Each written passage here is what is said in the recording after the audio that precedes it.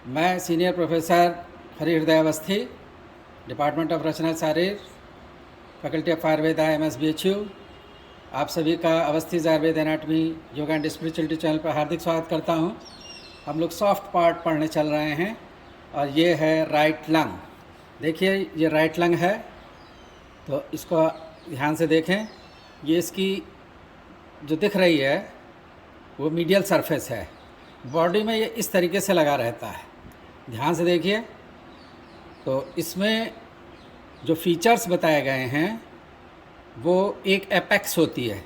तो this is the apex. ये जो आप देख रहे हैं ये एपेक्स वाला पार्ट है, ये डोम लाइक होता है और क्लेविकल से 2.5 सेंटीमीटर ऊपर होता है। और क्लेविकल के 3 हिस्से करेंगे तो मीडियल 1/3 साइड पे ये होता है। तो ये जो है एपेक्स है। और ये जो आप देख रहे हैं ये एंटीरियर बॉर्डर है। तो इसमें 3 बॉर्डर होते हैं। तो ये एंटीरियर बॉर्डर है और इधर ये देखिए ये पोस्टीरियर बॉर्डर है। पोस्टीरियर बॉर्डर जो है इल डिफाइंड होता है, एंटीरियर बॉर्डर शार्प होता है और जो है एक इन्फीरियर बॉर्डर है वो भी शार्प है। तो ये इन्फीरियर बॉर्डर है। तो 3 इसके ये बॉर्डर हैं और सरफेसेस जो इसमें बताई गई हैं तो 2 सरफेस हैं। ये कॉस्टल सरफेस है, इधर देखिए। तो ये कॉस्टल कार्टिलेज और इंटरकॉस्टल मसल है। और ये मीडियल सरफेस है। मीडियल सरफेस के भी 2 पार्ट होते हैं, मीडियास्टनल सरफेस। तो ये हाइलम है। तो हाइलम से एंटीरियर ये जो पार्ट है तो ये मीडियास्टनल है। तो मीडियास्टनल सरफेस हुई और इसके पोस्टीरियर साइड पे ये जो है स्मूथ सा पार्ट है। तो वर्टिब्रल, क्योंकि वर्टिब्री से ये रिलेटेड होता है। तो बॉडी ऑफ द वर्टिब्रीज और इंटरवर्टिब्रल डिस्क और इंटरवर्टिब्रल आर्टरीज यहाँ पर होती हैं। तो वर्टिब्रल बॉर्डर है और इसमें 2 फिशर्स होते हैं। एक हॉरिजेंटल फिशर है, तो ये देखिए हॉरिजेंटल फिशर है, और ये ऑब्लिक फिशर है। दूसरा जो है ऑब्लिक फिशर है। तो हॉरिजेंटल फिशर जो होता है वो 4th कॉस्टल कार्टिलेज से स्टार्ट होता है और एक हॉरिजेंटल लाइन ड्रा करते हैं और मिड क्लेविकुलर लाइन से पास होता हुआ और एक्सिलरी लाइन। तो मिड एक्सिलरी लाइन जो है जहाँ पर, वहाँ पर ऑब्लिक फिशर को कट करता है। तो ये ऑब्लिक फिशर से जा कर के मिलता है एक्सिला की साइड में, तो मिड एक्सिलरी लाइन की तरफ। तो ये वाला ऑब्लिक फिशर है। और यह फिशर जो है हाइलम पे फिशर नहीं होता, क्योंकि वहाँ पे वो अटैच ख़त्म हो रहा होता है। देखिए ये वाला ऑब्लिक फिशर है और ये हाइलम है। This is the hilum. ये हाइलम है और ये जो है बेस है। तो बेस जो है डायफ्राम से रिलेटेड होता है। तो डायफ्रामेटिक सरफेस भी इसे बोल सकते हैं। और अब हम इसकी जो रिलेशंस है वो बताएंगे। तो जो कॉस्टल सरफेस है तो यहाँ पर ये क्योंकि बहुत पुराना हो चुका है और थोड़ा श्रिंक कर चुका है, और वरना यहाँ पे जो है इस तरीके से डिप्रेशंस जो होते हैं, जो कॉस्टल कार्टिलेज के और रिब्स के इम्प्रेशंस होते हैं। और अब जो बेस है वो मैंने अभी बताया कि डायफ्राम से रिलेटेड होता है। और इसका जो लंग का प्लूरा की बात अगर करें तो 2 लेयर होती हैं, पैराइटल प्लूरा जो पेरिफेरी की तरफ होता है और विसरल प्लूरा। तो विसरल प्लूरा जो है विसरा से अटैच होता है, यानी कि लंग्स से लगा हुआ होता है, और जो फिशर्स हैं उनमें भी डिप करता है। और जो पैराइटल है वो वहाँ नहीं करता। और जो हाइलम है, हाइलम के ऊपर जो है वो रिफ्लेक्ट करता है। जो पैराइटल प्लूरा है वही रिफ्लेक्ट करके विसरल प्लूरा बन जाता है ये हाइलम पे। और यहीं पे हाइलम पे जो है पल्मोनरी लिगामेंट होता है। तो पल्मोनरी लिगामेंट इसलिए हाइलम पे होता है कि जो वेन्स हैं, तो जैसे दौड़ते हैं या कोई एक्सरसाइज कर रहे होते हैं तो वेन जो है डायलेट करती हैं और जो लंग्स को फैलने के लिए जगह चाहिए वो उसको देता है और फिक्स करता है। अब हम जो है इसमें रिलेशंस बताएंगे राइट लंग के। तो राइट लंग के रिलेशंस में आप ये देखिए, जो हाइलम है उससे इंफीरियर और एंटीरियर साइड पे, तो कल्पना करें क्योंकि ये जो राइट साइड है तो हार्ट का कौन सा पार्ट यहाँ पे रिलेटेड होगा, तो right atrium of the heart होगा और ऑरिकल होगा, और जो है थोड़ा सा पार्ट राइट वेंट्रिकल का होगा, उसका यहाँ पर इम्प्रेशन होगा। और दूसरी चीज़ इम्पॉर्टेंट उसमें आप विचार करें कि राइट एट्रियम में कौन कौन सी ग्रेट वेंस ओपन होती हैं।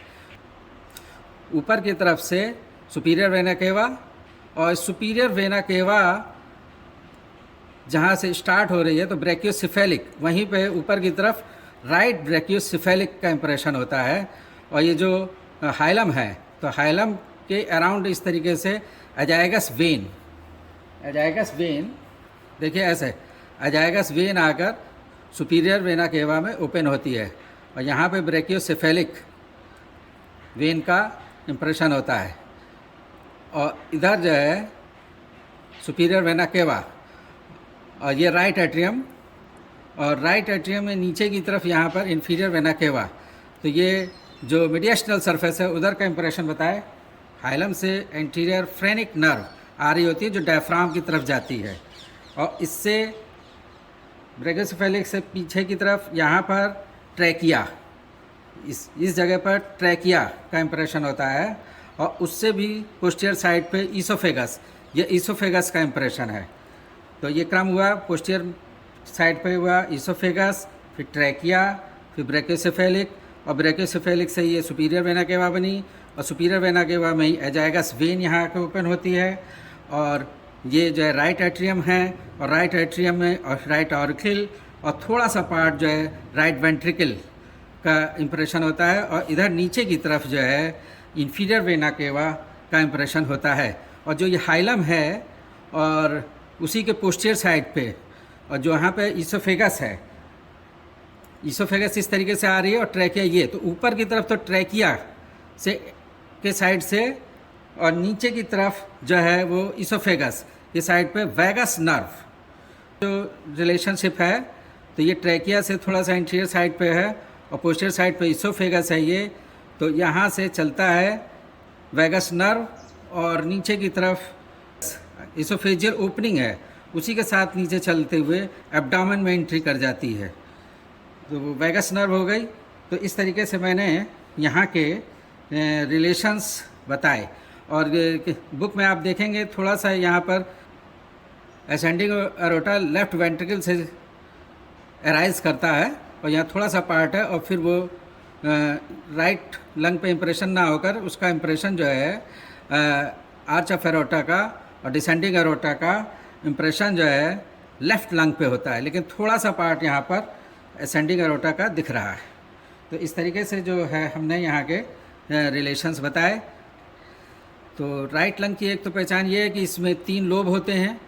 तो देखिए ये अपर लोब है, और ये जो है मिडिल है, और ये जो है इन्फीरियर है। तो इस तरीके से 3 जो लोब हुए तो वो फिसर से डिवाइड होता है। तो ये हॉरिजॉन्टल फिसर है, ये ऑब्लिक फिसर है। तो एंटीरियर साइड पे जब हम स्टेथो रखते हैं तो एंटीरियर साइड पे अपर और ये मिडिल, इन 2 की पैथोलॉजी को ही हम एग्जामिन कर पाते हैं। और एक्जिला साइड, एक्जिला के साइड पे ये है, तो एक्जिला के साइड पे जो है जो हम लोग एग्जामिन करते हैं तो अपर और थोड़ा सा पार्ट मिडिल का और लोअर। और पोस्टीरियर साइड पे देखें तो पोस्टीरियर साइड पे जो है इधर तो स्केपुला रहती है, और नीचे की तरफ का जो एग्जामिनेशन होता है तो ये लोअर लोब का जो है हम एग्जामिन कर पाते हैं।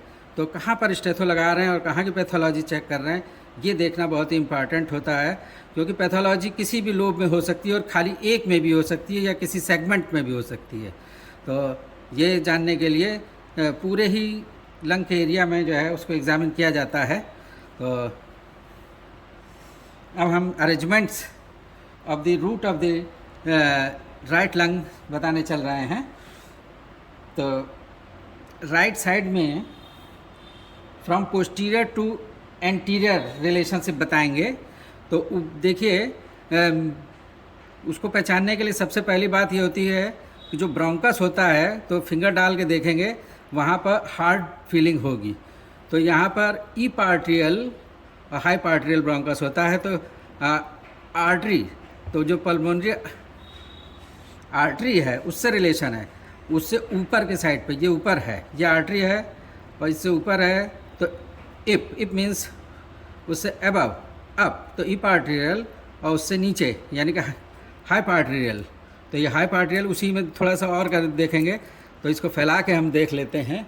तो यहाँ पे देखिए ये इप आर्टेरियल और ये वाला पार्ट जो है हाई आर्टेरियल, थोड़ा सा ये ध्यान से देखेंगे और हार्ड यहाँ फीलिंग हो रही है। तो ये पोस्टीरियर साइड पे होता है और इसी से पोस्टीरियर जो है यहाँ पर पल्मोनरी प्लेक्सस होती है और ब्रोंकियल वेसल्स यहाँ पर होती हैं। और जो मिडिल पार्ट है तो उस पे होती है पल्मोनरी आर्टरी, उससे पोस्टीरियर है ई पार्ट्रियल और हाई पार्ट्रियल ब्रोंकस। तो ये superior and inferior pulmonary veins हैं। तो ये थोड़ा जो सुपीरियर पल्मोनरी वेन है थोड़ा एंटीरियर साइड पे, और ये वाली जो है इन्फीरियर पल्मोनरी वेन है, ये सुपीरियर है। तो उसके ये दो पार्ट हो गए, तो सुपीरियर पल्मोनरी वेन और इन्फीरियर पल्मोनरी वेन, और ये ओपन होती हैं लेफ़्ट एट्रियम में। तो ये राइट साइड की सुपीरियर पल्मोनरी वेन है, ये राइट साइड की इन्फीरियर पल्मोनरी वेन है। तो ये ओपन होंगी जो है लेफ़्ट एट्रियम में, लेफ़्ट साइड में लेफ़्ट सुपीरियर वेन और लेफ़्ट इन्फीरियर वेन। इस तरीके से ये चार वेन जो है लेफ़्ट एट्रियम में हार्ट के ओपन होती हैं। और जैसे मैंने बताया कि पोस्टीरियर साइड पे यहाँ पे पोस्टीरियर पल्मोनरी प्लेक्सस होता है, ऐसे ही एंटीरियर साइड पे यहाँ एंटीरियर पल्मोनरी प्लेक्सस होता है और लिम्फ नोड्स होती हैं। यहाँ पे क्लियर नहीं दिख पा रही हैं क्योंकि ये पुराना भी हो चुका है। और देखें तो एक यहाँ पे ये लिम्फ नोड थोड़ा सा नज़र आ रही है और थोड़ा एक ये लिम्फ नोड नज़र आ रही है। तो इस प्रकार से जो रिलेशंस हैं या arrangement structures of the root ये समझाया हमने। तो इससे हम लोग ये देखेंगे कि जो हाइलम है उसके एंटीरियर साइड पे कौन कौन सी रचनाएं हैं। तो एंटीरियर साइड पे कॉमन कौन कौन सी है राइट लंग और लेफ्ट लंग में, तो वो है फ्रेनिक नर्व। तो फ्रेनिक नर्व जो है इससे एंटीरियर साइड पे आती है, ये फ्रेनिक नर्व। और पेरिकार्डियोफ्रेनिक वेसल्स होती हैं, एंटीरियर पल्मोनरी प्लेक्सस होता है। तो ये तीन चीज़ें कॉमन है दोनों साइड पे। और राइट साइड में जो है ये हाइलम से एंटीरियर है जो है सुपीरियर वेना केवा एबव, या ऊपर की तरफ सुपीरियर वेना केवा। और इस तरफ देखिए तो part of the right atrium, और नीचे की तरफ जो है ये होता है इन्फीरियर वेना केवा। और पोस्टीरियर साइड पे जो कॉमन है दोनों में वो है वैगस नर्व और posterior pulmonary plexus. Left side के लंग पे होता है डिसेंडिंग थोरेसिक एरोटा। और सुपीरियरली जो है हाइलम से इस तरीके से आर्च करता हुआ जो है होता है टर्मिनल पार्ट ऑफ एजागस वेन, जो सुपीरियर वेना केवा में ओपन होती है। और लेफ्ट साइड पे होता है आर्च, यहीं पे इसी की हाइलम के ऊपर की तरफ आर्च ऑफ एरोटा। और इन्फीरियरली यहाँ पर देखें तो pulmonary ligament. Thank you all.